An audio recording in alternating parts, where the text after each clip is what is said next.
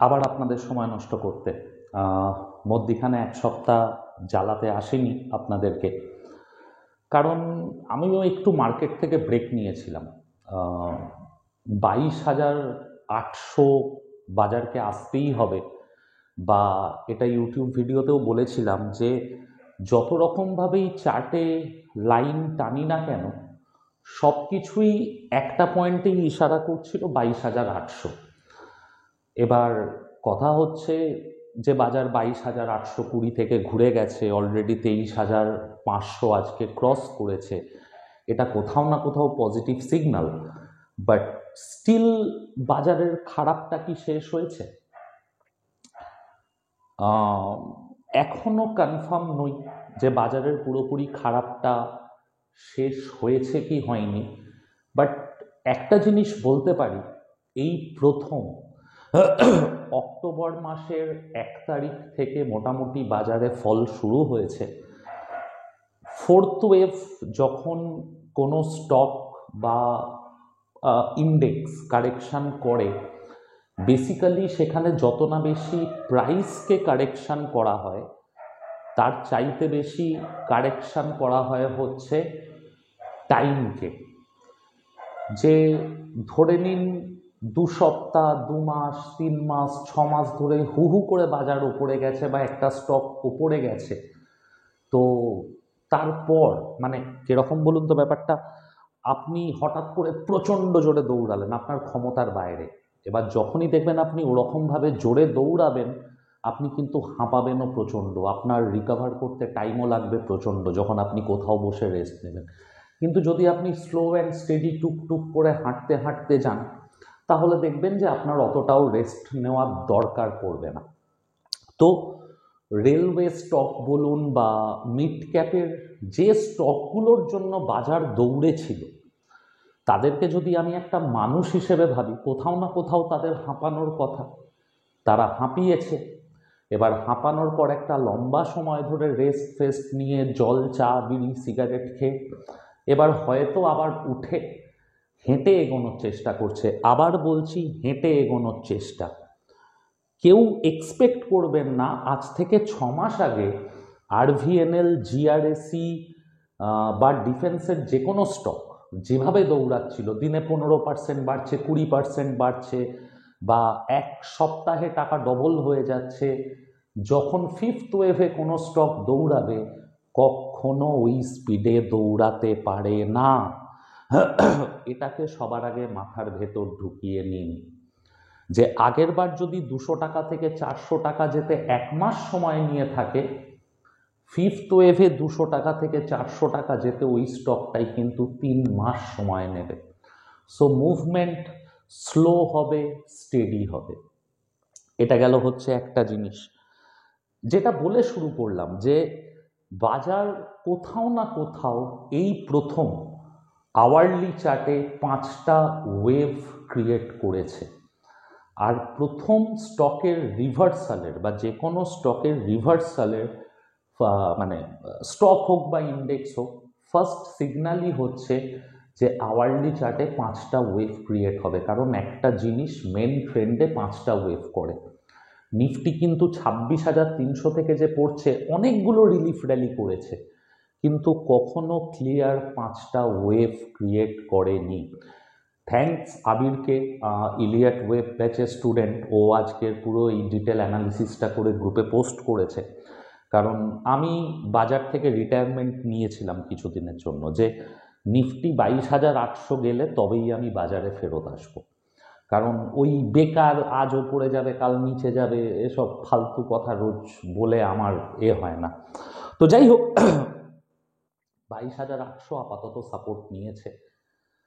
Hope যেটা ঘটতে পারে, আওয়ারলি চার্টে 5টা ওয়েভে আপ মুভের পর আমরা কিন্তু 3টে ওয়েভে একটা ছোট্ট কারেকশান নিফটিতে দেখতে পারি, বাট সেই কারেকশানটা কখনোই 22,800 ভাঙবে না। এবার আপনাদের কাজ হচ্ছে নিফটির আওয়ারলি চার্টে নজর রাখা। যারা ওয়েভের ভিডিওগুলো দেখেছেন, যে মুহূর্তে আওয়ারলি চার্টে এ বি সি ক্রিয়েট হবে, আপনাদেরকে কিন্তু আস্তে আস্তে পজিশন বানাতে হবে। যদি আমি দেখি যে পারফেক্ট এবিসি ক্রিয়েট করে নিফটি ওপরের দিকে ঘোরার চেষ্টা করছে। আমি বলছি না আবার পুরোপুরি ঘুরে গেছে, বাজার 24,900 অবধি যেতে পারে, ওখান থেকেও আবার পড়তে পারে। তো গো উইথ দ্য ফ্লো, বাজার যেমন চলছে স্টকে অপরচুনিটি পাবো। বাজারের সিচুয়েশন যাই হোক না কেন, কোনো না কোনো জায়গায় বা কোনো না কোনো সেক্টরে আমার জন্য সবসময় ইনকাম অপরচুনিটি থাকে, ঠিক আছে? তো বাজার পড়ছে উঠছে, বারবার বলছি, মানে এটা খুব খারাপ লাগে যখন করোনার সময় লোকে কিনতে পারিনি, তারা এখন বলে যদি তখন কিনতে পারতাম। যখন আজকের নিচে পাচ্ছে তারা কিনছে না। আজ থেকে 3 বছর বাদে যখন নিফটি 40-50 হাজার হবে তখন তারা বলবে তখন 22,000 ছিল, যদি কিনতাম। তো এই যদি কিন্তু এগুলো এবার ছাড়ুন, নিচের দিকে শেয়ার কেনাকে অভ্যেস করুন। এটা গেল হচ্ছে একটা জিনিস। 2 নম্বর জিনিস, বাজার 23,500-র ওপর আজকের ক্লোজ করাটা খুব ভালো সিগন্যাল। দেখা যাক কতদূর র্যালি কন্টিনিউ করে। আমার টার্গেট 24,900। আমি বললাম বাজার আজকের আর একটা ভীষণ পজিটিভ সিগন্যাল দিয়েছে যে ভিক্স 18.5 উঠে গেছিল 18.5, সেখান থেকে ভিক্স ফল করে আজকে 16.5-এর আশেপাশে চলে এসেছে। নিফটি বাড়ছে, ভিক্স পড়ছে, এক্সট্রিমলি পজিটিভ সিগন্যাল মার্কেটের জন্য। আবার বলছি, বাজেটের আগে ভিক্সের এইভাবে ফল হওয়া কোথাও না কোথাও ইন্ডিকেশন দিচ্ছে যে বাজেটে এমন কোনো বড় ঘটনা ঘটবে না যাতে বাজার বড় পড়তে পারে। ঝটকা একটা সেল অফ দেখতে পারি এবিসি কারেকশানের। আবার বলছি, সেটা আপনার কাছে অপরচুনিটি তৈরি করবে বাজারে এন্ট্রি নেওয়ার। 2 নম্বর জিনিস, কালকের বাজেট অবভিয়াসলি প্রত্যেকেই বাজেট নিয়ে অনেক কিছু ভাবছি যে কোন সেক্টরে এই আসবে সেই আসবে। তো আমি সবসময় বলি আমি আদার ব্যাপারী, আমার জাহাজের খবর নিয়ে দরকার নেই। কোন সেক্টরকে কি দিল না দিল বিশ্বাস করুন আমি আজ অবধি সেই সব ইংরাজি ভাষায় যখন আসেন আমি নিজে বুঝতে পারি না। তো এইগুলো নিয়ে আপনাদেরকে জ্ঞান দেওয়া বোধহয় উচিত হবে না। আর্ধেক যে শর্ট ফর্ম টার্মসগুলো ইউজ হয় বিভিন্ন সেক্টরের ওপর, মানে সিরিয়াসলি আমার বোঝার বাইরে। তো সেই ব্যাপারে আমি যাব না, বাট যতটুকু বুঝি তাতে একটা জিনিস বলবো, গভর্নমেন্ট কোথাও না কোথাও পিএসইউ সেক্টরকে আবার পুশ করার চেষ্টা করবে। পিএসইউ সেক্টরকে ভালো করার চেষ্টা করবে ফিস্ক্যাল ডেফিসিট মেকআপের জন্য, ভারতের ইকোনমির গ্রোথকে ধরে রাখার জন্য। কারণ গভর্নমেন্টকে যদি ফিস্ক্যাল ডেফিসিট শেয়ার বেচে মেকআপ করতে হয় তাহলে গভর্নমেন্ট স্টক বা পিএসইউ স্টকের ভ্যালুয়েশনকে বাড়াতেই হবে। আর সেখানে কিন্তু বড় বড় প্লেয়াররা রয়েছে রেলওয়ে, ডিফেন্স, শিপিং, এই জায়গাগুলোতে। এবার কথা হচ্ছে প্রচুর স্টক, আমাদের কতটুকু ক্ষমতা? 25,000, 50,000, 1 লাখ, 2 লাখ, খুব বেশি হলে 10 লাখ। সিম্পলি একটা ইটিএফ রেকমেন্ড করছি, আপনারা ওয়ান শট তুলে বসে যেতে পারেন কালকে সকালবেলা। আমরা আজকের ডেটে অলরেডি যারা আমাদের ইউটিউব প্রিমিয়াম বা ইউটিউব গ্রুপে জয়েন করেছেন বা ইউটিউবে মেম্বারশিপ নিয়েছেন তাদেরকে বলেছি সিপিএসসি ইটিএফ। আবার বলছি, C for cat, P for Patna, S for south, CPSE ETF. এই ইটিএফটা 86 টাকা দাম চলছে। এই ইটিএফটাতে ইনভেস্ট করুন, কারণ এই ইটিএফের 80% টাকা পিএসইউ সেক্টরে ইনভেস্ট করতে হয়। তো অটোমেটিক যখন আপনি ইটিএফে পয়সা ইনভেস্ট করছেন, আপনি কিন্তু রেলওয়ে, ডিফেন্স, পাওয়ার, গভর্নমেন্টের যত স্টক রয়েছে অটোমেটিক আপনার পয়সা যাচ্ছে। কোন সেক্টরকে বেশি দেবে কোন সেক্টরকে কম দেবে আমি জানি না, বাট এটা আমার কাছে মনে হয় খুব সেফ ইনভেস্টমেন্ট। 22,800-900 বা কনস্ট্যান্ট বলে যাচ্ছি যে প্রত্যেকটা ডিপে ইটিএফ কেন, ইটিএফ কেন, ইটিএফ কেন। ইভেন 22,825 থেকে লো করে ঘোরার পরও বলেছিলাম ইটিএফ কিনতে। এই সিপিএসই ইটিএফ এর সঙ্গে আপনাদেরকে আরও একটা ইটিএফ বলবো, নিফটি 20, ব্যাংক 20, ঠিক আছে, জুনিয়র বিজে নজর রাখুন। জুনিয়র বিজ কিন্তু লাস্ট কিছু বছর ধরে নন স্টপ নিফটির রিটার্নকে বিট করেছে। আমি আগের ভিডিওতেও মনে হয় বলেছিলাম, নিফটির রিটার্ন যদি 15% হয়, জুনিয়র বিজ 30% করে রিটার্ন দিয়েছে, মানে নেক্সট 50 বা মিড ক্যাপের কিছু স্টক। তো ইটিএফ এর দিকে এই দুটো জায়গাতে নজর রাখুন। ইভেন আমি প্রেফার করব, যদি পারে এসআইপি মোডে ইনভেস্ট করতে থাকুন লং টার্মে।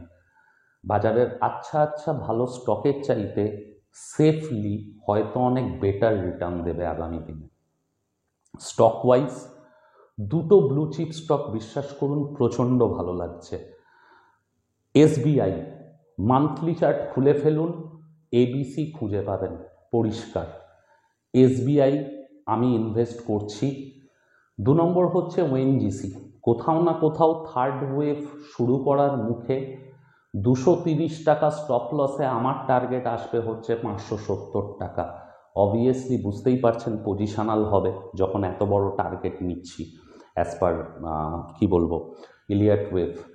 তো এই দুটো স্টক সুইং ট্রেডিংয়ের জন্য আমি প্রেফার করছি, বাট আমি একটু তাড়াহুড়ো করে ঢুকবো না, আমি একটু দেখে শুনে ধীরে সুস্থে ঢুকবো।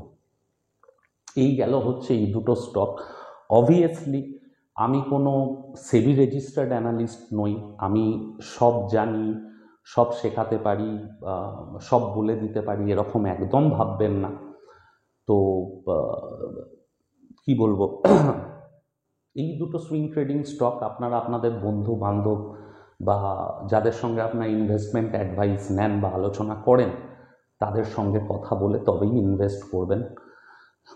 এরপর একটা ইম্পর্টেন্ট জিনিস আমার বলা দরকার, যে আমরা আমাদের ইউটিউব গ্রুপে বিভিন্ন জিনিস নিয়ে রিসার্চ করি বা আলোচনা করি, চিন্তা ভাবনা শেয়ার করি, ফেসবুক পেজেও শেয়ার করি। ফেসবুক পেজে বলেছিলাম যে এনবিএফসি স্টকগুলো পয়সা দেবে, তো বাজাজ গ্রুপ খুব ভালো পয়সা দিয়েছে। প্রচুর স্টক আমার মনে হয়েছে খুব ভালো, আমি চিন্তা ভাবনা শেয়ার করেছি, বাট স্টকগুলো এখন নিচে আছে। Jupiter Wagon, GRSE, Godfrey Phillips, খুব দায়িত্ব নিয়ে বলছি, যতটুকু ওয়েভ বুঝি আমার প্রত্যেকটা স্টকে আমি নিজে পজিশান নিয়েছি, আর প্রফিটে তো বেচবই, মেবি কিছুটা পজিশান আমি নতুন হাইতে বেচবো। ইভেন আরভিএনএলও, আইআরএফসিও, যতটুকু বুঝছি। আবার বলছি, আজকের ফেসবুক পেজেও আমাদের পোস্ট করেছি, প্রত্যেকটা স্টক ফোর্থ ওয়েভের ক্যারেক্টারকে ম্যাচ করছে। আর যখন ফোর্থ ওয়েভের ক্যারেক্টারকে ম্যাচ করে, অবভিয়াসলি ফিফথ ওয়েভ পয়সা দেবে, বাট স্লোলি। এবার আমাদের সাইকোলজিটা কী হয় বলুন তো, আগের বার বাজার এইভাবে বেড়েছিল, আগের বার আরভিএনএল 20% করে বাড়ত দিনে, এবার কিন্তু আর 20% করে বাড়বে না, 2%, 3%, 4% করে বাড়বে। তো এই ওয়েভ অনুযায়ী না সবার আগে সাইকোলজিটা চেঞ্জ হওয়া দরকার, না হলে কিন্তু আপনি ধোঁকা খাবেন। যে বাজার এক একটা স্টেজে এক এক রকমভাবে পয়সা দেয়, তো ওভার এক্সপেক্ট করবেন না। বাজার নো ডাউট এখন পয়সা দেবে, বাট ধীরে সুস্থে দেবে। যার 20% বাড়তো 6 মাস আগে, সে আজকের 5% বাড়বে। এনিওয়েজ, কিছু মানুষ, আমি যখন পেনি স্টক রেকমেন্ড করি কিছু রিসার্চ করে, কিছু নিউজের ওপর, তো বারবার বলি এগুলো 2 বছর, 3 বছর, 5 বছর। পেনি স্টক মানে পাঁঠার মাংস খেয়ে নিয়েছি, বিরিয়ানি খেয়ে নিয়েছি ভেবে ভুলে যাওয়া, 500-700 কিনে বসে যাওয়া, ভুলে যাওয়া, বড় কিছুর জন্য, নিজের ছেলেপুলেকে দিয়ে যাওয়ার জন্য, ছেলে মেয়েকে দিয়ে যাওয়ার জন্য, বাট তারপরেও 2 দিন যেতে না যেতেই, 3 দিন যেতে না যেতেই তারা হাঁপিয়ে উঠছে। 6 টাকার জিনিস 5.5 টাকা হলেও তাতে প্রবলেম শুরু হয়ে যায়। এরকমভাবে তো স্টক মার্কেট থেকে পয়সা কামানো যাবে না। আবার বলছি, bank, FD, share market, recurring সব তো এই ইকোনমিটারই অঙ্গ। ব্যাংক বছরে 2% দিচ্ছে, ফিক্সড ডিপোজিট বছরে 10% দিচ্ছে, শেয়ার মার্কেট কোথা থেকে প্রত্যেক দিন 5% করে প্রফিট দেবে আপনাকে? ও মানে ব্যাংক এখান থেকে কামাচ্ছে, আমাদের দেশের ইকোনমি থেকেই কামাচ্ছে, ইকোনমির পার্ট। স্টক মার্কেটও তাই। এই ভুলভাল এক্সপেকটেশনটাই বোধহয় আমাদের সবচেয়ে বেশি ক্ষতি করছে। আমাকে বঙ্কিমদা একটা মেসেজ করেছিল যে এই সিচুয়েশনে সাইকোলজি ঠিক রাখার উপায় কি। বঙ্কিমদা নো ডাউট খুব ভালো সাজেশন। আমি সবসময় বলি যে আমাকে ভালো সাজেশন দাও ভিডিও করার জন্য বা কিছু বলার জন্য, যাতে আমিও কিছু শিখতে পারি পড়াশোনা করে বা তোমাদেরও কিছু হেল্প হয়। কি বলতো দাদা, আমরা সব জানি, সব বুঝি, কিন্তু স্টক মার্কেট জায়গাটাই এমন না, কাউন্টার সাইকোলজি কাজ করে। আমার এটাই হচ্ছে সবচেয়ে বড় প্রবলেম দাদা। এবার এখানে তুমি কাউকে কি বোঝাবে? কারণ মানুষ এই জায়গাটা সম্বন্ধে তো চিন্তা ভাবনাটাই ভুলভাল। আজকে তুমি বাজারে গিয়ে রসুন, যদি কেউ 200 টাকার রসুন 500 টাকা চায়, আমরা গালাগাল দিয়ে পাশের মুদির দোকানে চলে যাব। এখানে 100 টাকার শেয়ার 3 মাসে 500 টাকা দাম উঠে যাচ্ছে রসুনের মতো, আমরা লোভে পড়ে কিনছি, কারণ ভাবছি এটা 1000 টাকা হবে। বাজারে গেলে ভাবছি রসুন 500 থেকে 200 আসবে, শেয়ার মার্কেটে এলে ভাবছি 500 থেকে 1000 হবে। কিন্তু শেয়ার মার্কেটটাও বাজার। 100 জিনিস কিছুদিন 500 টাকা হতে পারে, বাট আবার ওকে সেই 100-200তেই আসতে হবে। লজিক সব জায়গায় রয়েছে, কিন্তু আমরা ভুলে যাই দাদা। সব জায়গায় আমরা 50% ডিসকাউন্টে মাল কেনার জন্য মারামারি করি। কোথায় সেল দিল মানে বাটায় 70% সেল দিচ্ছে, বাইরে ভিড়ে ভিড়। ফোনের দোকানে 5000 টাকা ডিসকাউন্ট, সাথে 5খানা গিফট, ভিড়। স্টক মার্কেট সেল দিচ্ছে, প্রত্যেকটা সিচুয়েশনে ভাবি যে সব শেষ হয়ে গেল। স্টক মার্কেটকে তো বিশ্বাসই করি না, পরিষ্কার কথা। পয়সাও চাই, বিশ্বাসও করব না, এইভাবে তো হয় না। এটা হচ্ছে বোধহয় আজকের ডেটে সবচেয়ে বড় প্রবলেম।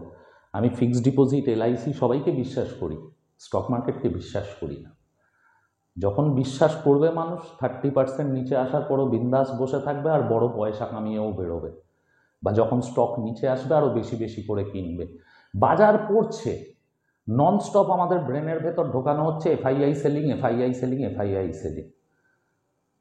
কিছুদিন আগে একটা ইন্টারেস্টিং ইন্টারভিউ পড়েছিল, আমি জানি আমার এখন যাই হোক, মানুষ লসে চললে ইন্টারেস্ট হারিয়ে ফেলে। শঙ্কর শর্মা একখানা ইন্টারভিউ দিয়েছিল। শঙ্কর শর্মা আজকের নয়, বহু দিনের পুরনো লোক। ও খালি মানে দারুণ দিয়েছে ইন্টারভিউটা, জাস্ট অসাধারণ। পড়ে আমি মানে এত কিছু শিখলাম। বলছে যে ভারতবর্ষে ইয়ং জেনারেশনকে ফুলিশ ইনভেস্টর বানানো হচ্ছে, বোকা। মানে বলছে এফআইআই এর এত টাকার হোল্ডিং আছে, আমরা দেখছি বিক্রি করছে, বিক্রি করছে, বিক্রি করছে। আরে ঠিক আছে, বিক্রি করছে, কেনা কত আছে সেটা তো দেখো। ওদের যদি 200 কোটি টাকার জিনিস কেনা থাকে, তার থেকে ওরা 2 কোটি টাকার বিক্রি করছে। আমাদেরকে ফোকাস করানো হচ্ছে 2 কোটি টাকায়। 198 কোটি টাকার মাল কেনা আছে, সেটা আমাদেরকে দেখানো হয় না। খুব প্ল্যান করে নিউজগুলোকে আমাদের ব্রেনে ইমপ্ল্যান্ট করা হয়, যাতে আমরা ভয় পেয়ে মাল বেচি। রেজাল্ট, রোজ মানি কন্ট্রোল খুলে নাও, এফআইআই 5000 কোটি বেচেছে, ডিআইআই 4000 কোটি কিনেছে। আরে ডিআইআই 4000 কোটি কিনলে আমরা যদি 10,000 5000 করে কিনি, আরও 1000 কোটি টাকার কিনেই নেব। এফআইআই এর যা মাল ধরা আছে না, ওরা যদি সব মাল বেচে বেরোতে যায়, ভারতবর্ষে এখনো বলছে রিটেলে ওই লেভেলের ইনভেস্টর তৈরি হয়নি যে ওদের সব মাল কিনবে। ওরা চাইলেও বেরোতে পারবে না আমাদের বাজার থেকে। 1-2% মাল বেচছে দাদা, অথচ আমরা বেচাটাকে গুরুত্ব দিচ্ছি, কেনা কত আছে একবারও ভাবছি। তো এইগুলো হচ্ছে চিন্তা ভাবনার ডিফারেন্স, বা এটা আমার কাছেও ইনফ্যাক্ট অজানা ছিল। নো ডাউট আমি এফআইআই কে বেচলো কিনলো আর আমি গুরুত্ব দিই না, পরিষ্কার কথা। আমি আবার বলছি, গত 25 বছরে 26 গুণ হয়েছে, আগামী 5 বছরে আরও 5 গুণ হবে বাজার, মানে 70, 75, 1 লাখ। আমি এটা বুঝি বাজারকে। কে কিনলো আমার কিচ্ছু যায় আসে না, কিন্তু কেউ না কেউ তো কিনবে। তো এই ছোট ছোট তথ্যগুলোকে ইম্পর্টেন্স দাও না। বাজারে আগে ফল হয়নি। প্রবলেম হচ্ছে যে প্রচুর ট্রেডার এসেছে 2022-এর পর, তারা বাজারের খারাপটা দেখেনি, তাই একটু খারাপ দেখতেই তাদের বুক কেঁপে যাচ্ছে। যারা 2008 থেকে মার্কেটে আছো তারা যদি এই খারাপটাকে দেখে ভয় পাও তাহলে সিরিয়াসলি কিছু বলার নেই।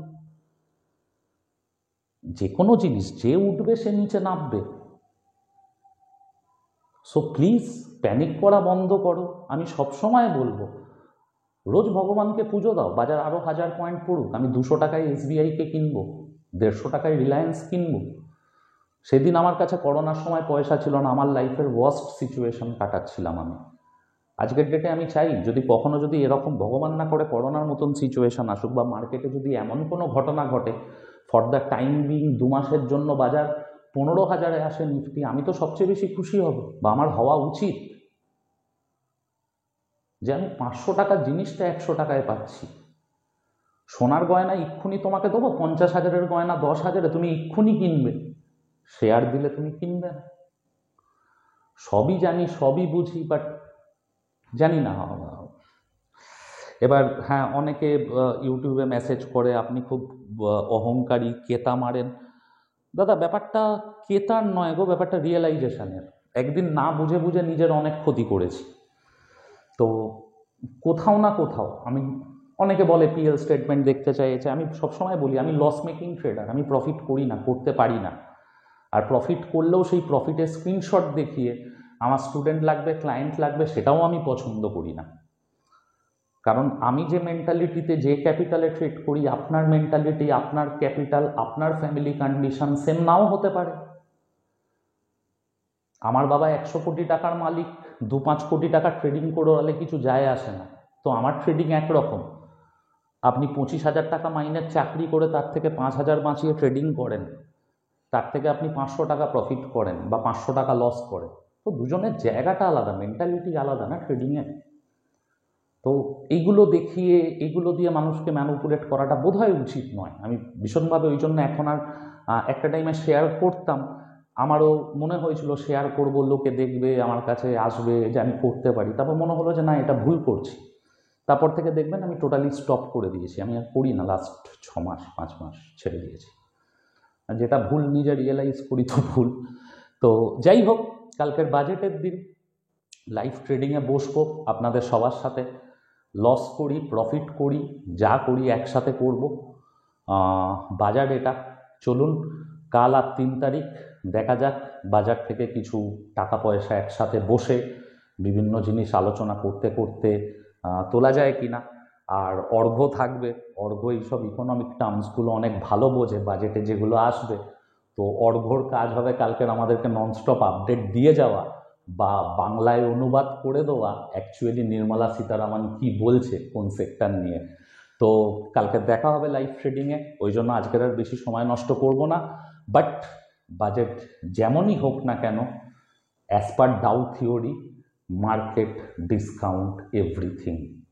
বাজারের যদি ওপরে যাওয়ার হয় বাজার ওপরেই যাবে, বাজারের যদি নিচে যাওয়ার হয় বাজার নিচে যাবে। বাজেট, ডোনাল্ড ট্রাম্প সাময়িক 1-2 দিন পেট খারাপের ওষুধের মতো। চলো ভালো থাকবেন সবাই, কালকে দেখা হচ্ছে লাইভ ট্রেডে। প্লাস সরস্বতী পুজোর দিন 3 তারিখও থাকবো, এক্সপেক্ট করব সবাই থাকবেন, আড্ডা হবে, আড্ডা করতে করতে দেখা যাবে 200-400 টাকা ঝালমুড়ির খরচ আসে কিনা। চলো বাই সবাই, টাটা।